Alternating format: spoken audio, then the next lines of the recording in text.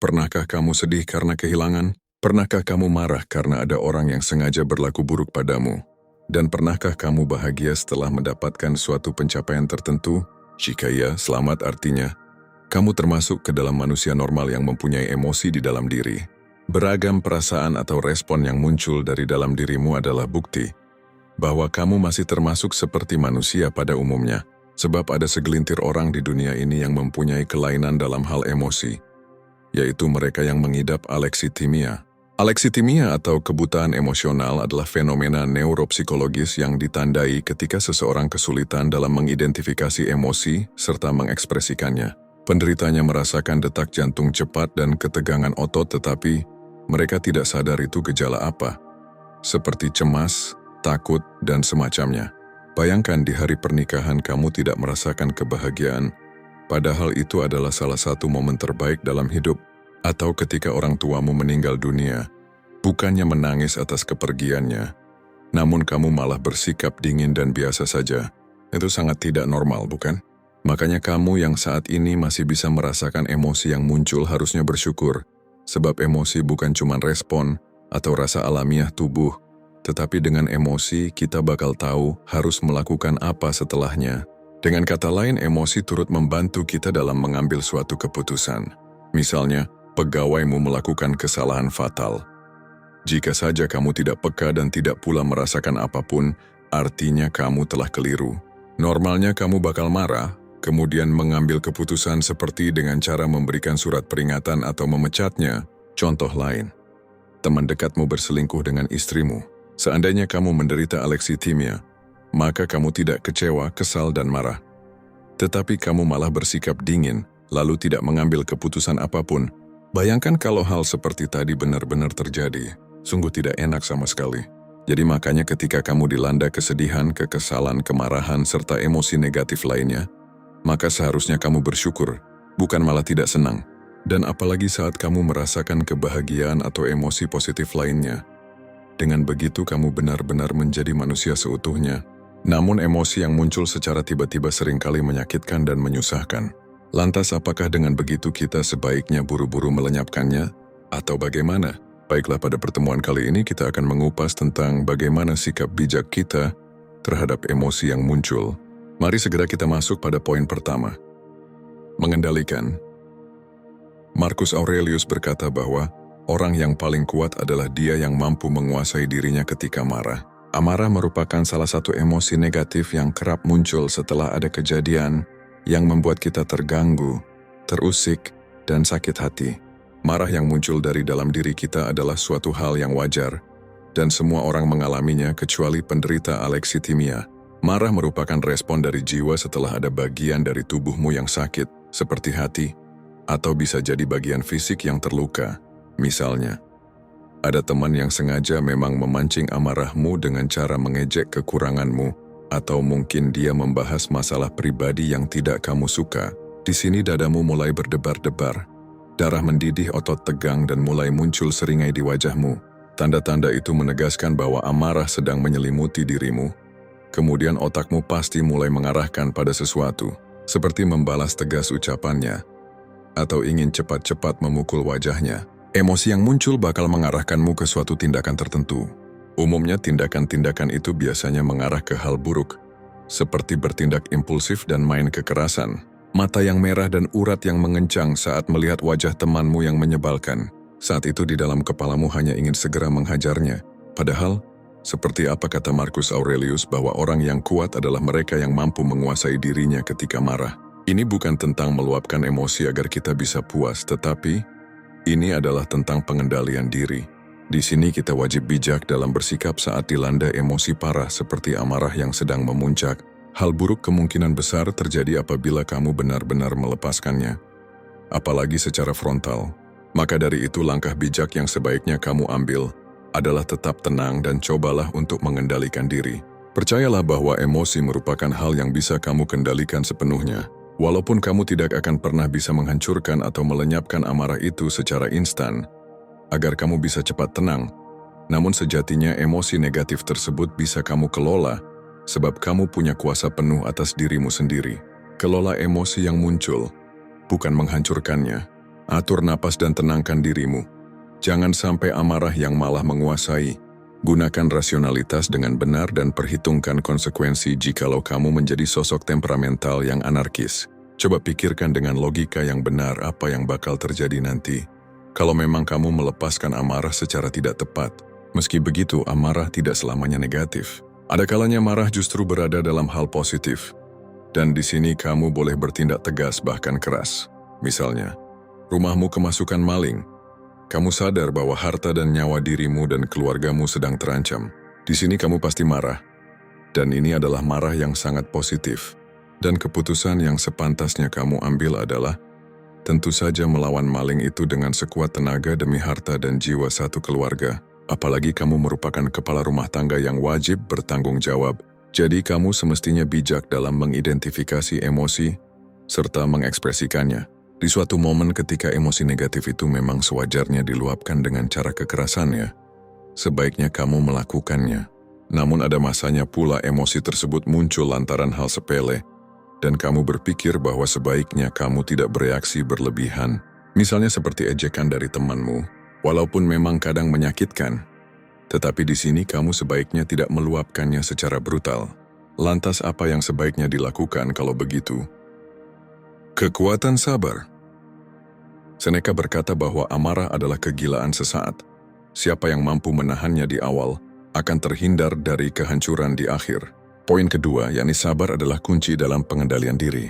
Menahan diri dari ucapan dan tindakan yang dapat memperkeruh suasana, sehingga bakal terjadi keributan dan kekerasan. Sabar artinya kamu tidak bereaksi berlebihan yang dapat menyebabkan suasana lebih panas.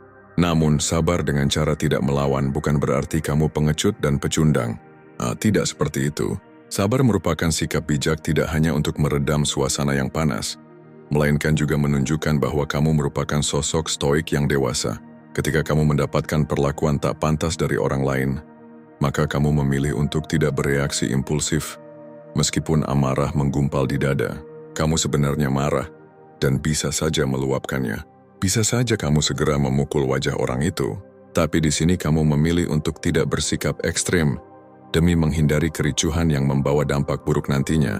Bukannya marah-marah dengan menunjuk wajah orang itu sambil berkoar-koar, tetapi kamu memilih untuk tetap tenang. Kemudian kamu bicara padanya secara dewasa dengan mengatakan bahwa kamu tidak sedang mendapatkan perlakuan seperti itu. Cukup bicara empat mata, tanpa ada orang lain selain kamu berdua. Kamu menyampaikan isi hati serta nasihat bijak. Kamu bisa sedikit lebih tegas sebagai tanda bahwa kamu memang marah saat itu. Hanya saja tetap dengan kata-kata yang nadanya tidak tinggi dan tidak pula dengan ekspresi yang menakutkan. Dengan begitu keputusan yang kamu ambil sudah tepat, menandakan bahwa kamu mampu mengendalikan emosi dan mengambil keputusan dengan baik. Langkah ini memang mudah secara teori, tapi percayalah setelah melewati langkah yang berat, akan ada kepuasan di hati. Amarah adalah salah satu bagian saja. Masih ada emosi lain. Kita ambil contoh seperti kesedihan. Misalnya ada orang terkasih kita yang meninggal dunia. Di sini emosi berupa kesedihan itu muncul dan bahkan sangat menyiksa. Di depan jenazah yang terbujur kaku itu, kita terduduk lemas sambil menangis terseduh-seduh. Dan tidak heran kalau kita menangis sampai berjam-jam lamanya. Ketika melihat wajahnya dan teringat pula dengan kenangan-kenangan indah dahulu, kita semakin tidak terima kalau ternyata orang yang amat kita cintai harus pergi selamanya dari dunia ini. Hati kita rasanya remuk, badan lemas, dan rasanya tidak ada gairah hidup. Emosi brutal ini sangat wajar timbul. Hanya saja di sini kita harus bijak dalam mengelolanya. Tidak ada yang salah dengan sedih dan tangis, tetapi ketika kita meratapi apalagi sampai memukul wajah dan semacamnya, itu sudah tidak baik. Biarkan kita melepaskan emosi secara wajar dan tidak berlebihan. Kehilangan orang terkasih sungguh sangat berat, atau pada contoh lain misalnya kegagalan yang kita alami memang sangat pahit. Keterpurukan hidup yang dirasakan memang sangat menyakitkan. Dan disinilah kita harus belajar. Tidak cuma sabar, tetapi ada nilai lain yang ditawarkan oleh stoikisme. Mari masuk ke poin nomor 3. Menerima. Epictetus berkata bahwa bukan peristiwa yang membuat kita marah, tapi cara kita memandangnya. Poin selanjutnya adalah tentang penerimaan. Jadi tidak cuma sabar atau menahan diri dari ucapan dan tindakan yang bakal membawa pada dampak buruk, tetapi kita juga harus belajar menerima. Jika pikiran dan emosi merupakan sesuatu yang bisa kita kendalikan, maka kejadian dunia, peristiwa, dan bahkan tragedi merupakan sesuatu yang berada di luar kendali. Termasuk di dalamnya takdir yang bahkan itu merupakan misteri yang tidak diketahui manusia. Contohnya kematian. Takdir dan realita dunia memang seringkali menyakitkan, tapi bagaimanapun kita tidak mungkin bisa lepas darinya. Seberapa keras dan pahitnya, namun pada kenyataannya kita hanya bisa menerima, dan tidak ada gunanya mengeluh apalagi sampai mengutuk takdir, sebab apa yang telah terjadi ya sudah terjadi. Setelah sabar, maka menerima dengan ikhlas merupakan langkah paling bijak. Kesabaran yang tegar, menerima dengan lapang dada, lalu belajar melepaskan. Kita belajar melepaskan apa yang selama ini membuat kita bahagia dan nyaman. Orang terkasih, harta benda, atau impian yang tak tercapai. Terimalah kenyataan. Jadilah orang realistis, kemudian lepaskanlah dengan penuh ketulusan. Sebab di balik takdir dan tragedi dunia yang pahit ini, pasti ada hikmah di baliknya. Seperti apa kata Epictetus bahwa ini adalah tentang bagaimana cara kita memandangnya. Lihatlah apa yang terjadi dari sudut pandang yang berbeda. Jangan cuma fokus dengan emosi yang meledak-ledak saja, tetapi gunakan logika sebaik mungkin dan cari pelajaran apa yang bisa diambil. Kadangkala masalahnya kecil, tetapi karena salah dalam memandang, kita lantas menganggapnya seolah-olah seperti musibah besar. Kita kadang salah persepsi dan membesarkan masalah. Ketika ada sesuatu yang membuat emosimu meledak, maka jangan pernah beranggapan bahwa emosi tersebut bisa kamu hancurkan. Kamu juga tidak perlu melawan emosi tersebut. Tetapi yang bisa kamu lakukan adalah mengendalikannya. Kamu bisa meredamnya. Kalau kamu tidak bereaksi, emosi itu tidak akan semakin naik. Tapi kalau kamu bereaksi tanpa berpikir panjang, emosi itu semakin tinggi dan tidak terkontrol. Tenang dan tetap kuasai dirimu. Jangan sampai terpancing oleh emosi sendiri dan terbawa suasana. Ingat, kamu punya kuasa penuh atas dirimu sendiri. Terpenting adalah bagaimana cara kita dalam memandang suatu peristiwa yang terkadang membuat kita amat terpukul.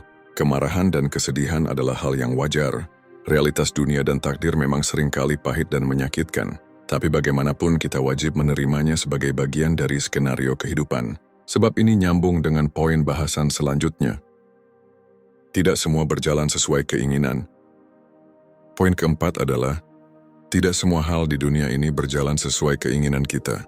Ada hal yang bisa berjalan sesuai rencana, tapi kebanyakan apa yang terjadi di dunia ini berada di luar prediksi dan pengetahuan kita. Itu semua merupakan perkara eksternal yang sama sekali tidak bisa dikendalikan. Emosi, terutama emosi negatif yang muncul, itu dikarenakan ada sesuatu yang berjalan dan tidak sesuai dengan kemauan. Misalnya karir berantakan, bisnis hancur, dan impian yang terkubur.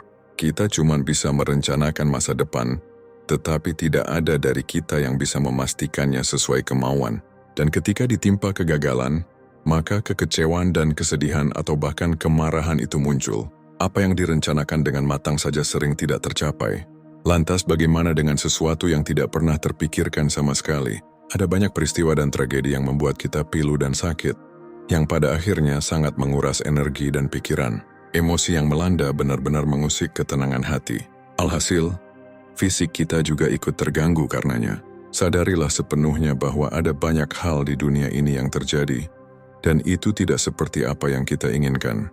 Silakan menjadi sosok idealis dengan konsep hidup terbaik atau mempunyai impian setinggi langit. Tetapi kamu juga harus tetap menjadi orang yang realistis terhadap kehidupan dan mampu menerima apapun meski seringkali pahit. Terimalah kenyataan karena semuanya berjalan tidak seperti apa yang kita inginkan. Kita ambil dalam kasus lain. Bayangkan ketika kamu punya anak. Kamu sudah berusaha semaksimal mungkin supaya anakmu menjadi yang terbaik. Kamu mengorbankan harta, tenaga, pikiran, waktu, dan bahkan nyawa hanya untuk kesuksesan anakmu. Kamu menyekolahkannya setinggi-tingginya, mengajarinya semampu yang kamu bisa, dan memberikan apapun untuknya. Hanya saja ketika anakmu dewasa, bukannya menjadi pribadi yang diharapkan, tetapi dia malah bodoh akalnya, buruk akhlaknya, hancur fisiknya, ditambah pergaulan yang kacau, dan banyak perkara buruk lainnya. Walaupun kamu sudah berusaha semaksimal mungkin demi kebaikan anakmu, tetapi kenyataannya tidak seperti apa yang kamu inginkan. Orang tua punya andil, namun kamu tidak perlu merasa menjadi satu-satunya orang yang bersalah. Sebab apa yang menimpa anakmu itu hampir murni karena kesalahan dia sendiri. Contoh lain adalah ketika rekan kerjamu yang memang sengaja mau menjatuhkanmu, Di dalam sebuah diskusi kerja, dia membahas aib dan kesalahanmu sehingga kamu sangat malu dan berpotensi dipecat dari perusahaan. Rekan yang selama ini kamu anggap baik rupanya menjadi musuh dalam selimut supaya karirnya lebih maju. Ketika menghadapi penjilat keji seperti itu, lantas apa yang sebaiknya kamu lakukan? Mari masuk ke poin kelima. Hilangkan standar terhadap orang lain. Kejadian barusan membuat darah kita terbakar. Kemarahan sudah menjalar dari ujung kaki ke ujung kepala. Ucapan buruk dari rekan kerjamu sudah tidak wajar dan sangat tidak sehat, sehingga tidak ada yang muncul dari dalam dirimu kecuali energi kemarahan yang menguap. Poin bahasan kali ini adalah bukan tentang bagaimana cara meredam kemarahan dan tetap sabar saat berada pada situasi yang membuat kita tertekan, melainkan poin kali ini adalah cara kita dalam menilai orang lain. Jika kita terlalu tinggi dalam menilai suatu sosok, baik itu rekan kerja, teman tongkrongan, atau bahkan keluarga sendiri, maka ketika mereka membuat satu kesalahan saja, kita pasti kecewa berat. Pada akhirnya kita jadi stres karena tidak terima. Mereka yang selama ini kita anggap baik dan sempurna ternyata bisa membuat kita sakit hati. Mereka yang selama ini kita anggap akrab dan bahkan punya hubungan darah rupanya bisa membuat kita kesal dan marah. Mereka memang salah karena manusia memang tempatnya kesalahan. Hanya saja kita yang keliru selama ini menilai orang lain. Ya, setiap manusia bisa saja melakukan kesalahan dan dosa, termasuk mereka bisa sewaktu-waktu membuat kita terpukul dan sakit hati. Namun, coba pikirkan baik-baik, sebenarnya kitalah yang terlalu tinggi memasang standar pada orang lain. Kita terlalu mewah dalam memberikan penilaian pada orang lain, sehingga kita pun beranggapan bahwa mereka tidak pernah salah sama sekali, dan tidak mungkin membuat kita sakit hati. Padahal itu jelas merupakan kecacatan berpikir yang parah. Kita salah dalam memandang orang lain sebab pada kenyataannya, setiap orang berpeluang melakukan kejahatan, siapapun itu, dan siapapun korbannya. Ini bukan berarti kita lantas jadi orang yang skeptis dan berprasangka buruk, bukan seperti itu. Sebab di sini kita berpikir benar dan berusaha objektif dalam memandang sesuatu. Ketika kita dituntut berpikir benar dan apa adanya, artinya kita tidak selamanya harus berprasangka baik. Sebab jika kita selalu berprasangka baik, artinya kita tidak bisa menjadi orang yang berpikir logis dan objektif. Ada masanya di mana kita memang sebaiknya berprasangka baik. Namun ada masanya pula di mana kita sudah seyogyanya untuk berpikir benar. Caranya adalah berpikirlah secara benar tentang orang lain. Percayalah bahwa orang yang baik pada kita tidak selamanya akan selalu baik. Bijaklah dalam memandang orang lain kalau tidak mau nantinya bakal dikecewakan. Meski demikian, tetapi kita juga tidak boleh terlalu ekstrim. Berhenti menghakimi berlebihan. Ekstrim maksudnya adalah kita terlalu berlebihan dalam menilai orang lain. Sampai-sampai waktu ada orang yang cuma buat masalah kecil saja, lantas kita langsung menghakiminya sebagai penjahat. Contoh kasus dalam suatu tongkrongan. Ada satu temanmu yang ketika diajak patungan dia jarang sekali mengeluarkan uang. Dan kalaupun mengeluarkan uang itu dia paling sedikit di antara lainnya. Lantas dengan itu kamu langsung menarik kesimpulan bahwa temanmu sangat pelit. Kamu mencap dia sebagai orang kikir yang tidak pantas dijadikan sahabat. Melihat wajahnya kamu kecewa dan kadang sampai stres. Ada kebencian di dadamu saat bersamanya. Emosi negatif pun menyerang dirimu sehingga tidak ada pilihan, kecuali enggan mengobrol dengannya. Atau dalam kasus lain misalnya pada suatu hubungan rumah tangga, pasanganmu terlihat malas-malasan dan kerjanya cuma main HP berjam-jam. Dikarenakan hal sepele tersebut kamu lantas langsung menilainya sebagai pemalas. Kamu secara terang-terangan mengatakan bahwa kamu tidak suka hal semacam itu. Kamu kesal dan marah, yang padahal cuma perkara sepele dan bisa dibicarakan baik-baik. Dua contoh tersebut merupakan bukti bahwa terkadang kita terlalu mudah dalam menghakimi orang lain.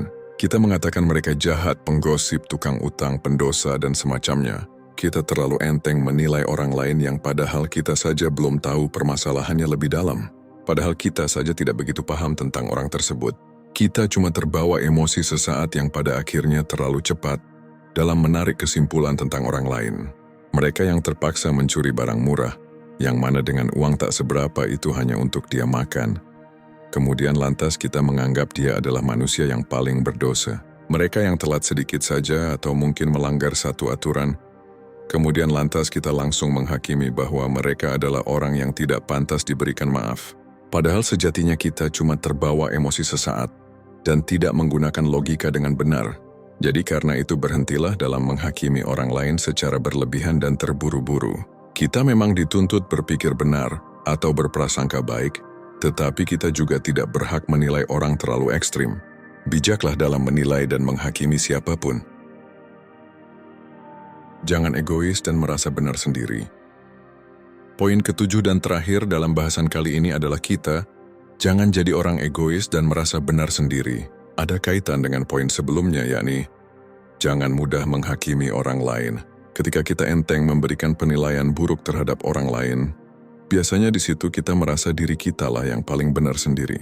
Seakan-akan tidak ada yang benar kecuali diri sendiri, dan semua orang pasti salah. Cara berpikir semacam ini sungguh tidak bijak sama sekali. Alih-alih tidak mau terbawa emosi negatif dengan berusaha meyakinkan bahwa kamu tidak bersalah.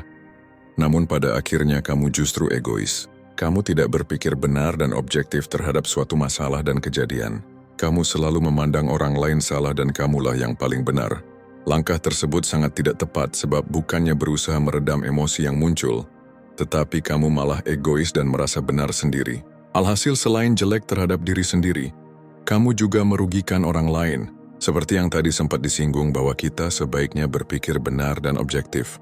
Jika sejatinya orang lain tidak bersalah, maka berkatalah jujur apa adanya, tidak perlu mencari alasan, dan melakukan pembelaan terhadap diri sendiri. Atau mungkin ketika kamu sadar bahwa kamulah yang salah dan keliru, artinya kamu tidak pantas melemparkan tuduhan pada orang lain. Tidak layak bagimu menghakimi orang lain yang bersalah. Sebaliknya, akuilah kekeliruan itu dan bersikaplah dewasa dan bijaksana. Jangan gara-gara tidak mau dikalahkan emosi sendiri, lantas kamu jadi orang egois dan merasa benar sendiri. Jadi selain berusaha mengelola emosi secara tepat, kamu juga sebaiknya cerdas dalam memandang permasalahan dan tidak menempatkan dirimu di atas segalanya. Baik, demikianlah pembahasan kita tentang bagaimana cara dalam mengelola emosi yang muncul dalam diri. Emosi bukan untuk dilawan dan dihancurkan, melainkan dikelola secara tepat dan bijak, dengan cara berpikir rasional, tenang, sabar, dan tidak bereaksi berlebihan. Pahami masalah secara objektif. Jangan mudah menghakimi orang lain, dan jangan jadi orang egois yang selalu merasa benar sendiri. Redam emosi, kuasai diri, dan ambillah keputusan secara bijaksana.